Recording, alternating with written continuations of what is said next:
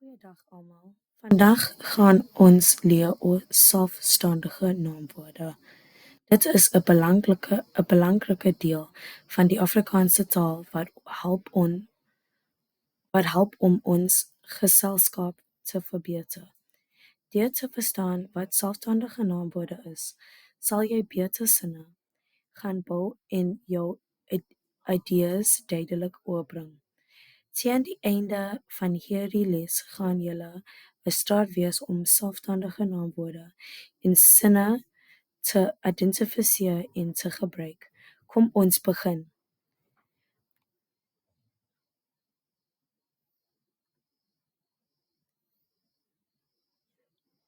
Dit is inleiding. Bespreking. Selfstandige naamwoorde is woorde wat spesifiek mense, plekke, dinge of idees identifiseer. Dit kan van alles wees, van 'n vriend se naam soos Marie tot 'n plek soos Durban. Selfstandige naamwoorde kan ook dinge soos 'n bal of 'n stoel wees, en selfs meer abstrakte idees soos vriendskap of liefde. Dit is belangrik om te weet dat sulke woorde in 'n sin gebruik word om dit te ondersteun.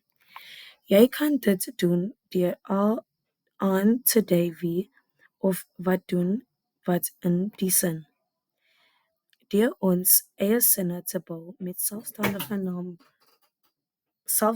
naamwoord kan ons ander leer oor wat ons dink en hoe ons voel. Kom ons bespreek eers 'n paar voorbeelde. Toepassing. Uitstukken, ons het al 'n paar voorbeelde bespreek. Kom ons kyk na hoe ons selfstandige naamwoorde in sinne gaan gebruik. Marie speel met haar bal. Hier sien ons hoe 'n naam en 'n ding saamwerk.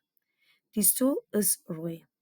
Hier sluit ons selfstandige naamwoord die objektiewe beskrywing in. Nou is dit julle beurt. Ek wil hê dat julle jou eie sinne moet skep.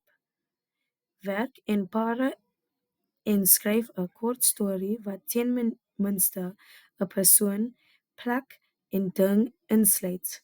Dit is 'n pragtige manier om jou kreatiwiteit te gebruik en jou begrip van selfstandige naamwoord te versterk. Assessering. Nou kom ons gesels oor hoe ons jou werk gaan beoordeel.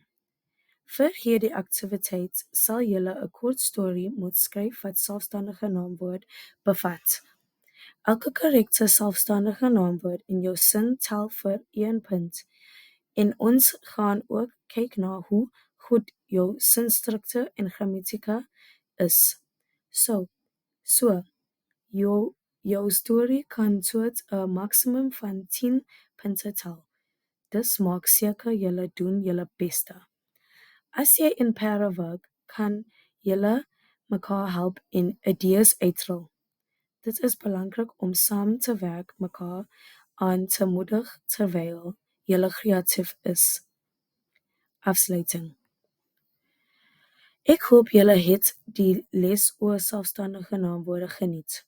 Onthou, hierdie naamwoorde is die boustene van ons sinne. Deur te leer hoe om dit reg te gebruik, sal julle beter communicators wees. Moet nooit huiwer om selfstandige naamwoorde te gebruik nie, of dit in jou skryfwerk of in geselsies is. Onthou ook om julle daglikse lewe op te let wanneer julle selfstandige naamwoord hoor of lees. Hou aan oefen en jy sal 'n meester in Afrikaans wees.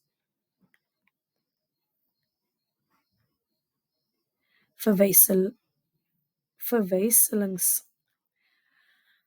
Laastens hier is die bonne wat ons gebruik het om meer oor selfstandige naamwoorde te leer. Dit sluit 'n boek in met die titel Taalstruktuur in Afrikaans, wat jy kan lees om meer uit te vind. Jy kan ook die webwerf SA Taal besoek vir verdere hulpbronne en praktiese oefeninge. Ek moedig julle aan om te sien wat daar is om te leer. Dankie dat jy deelgeneem het in die lees vandag. Ek sien uit daarna om te sien hoe julle selfstandige naamwoorde in julle toekomstige werk gaan gebruik. Dankie.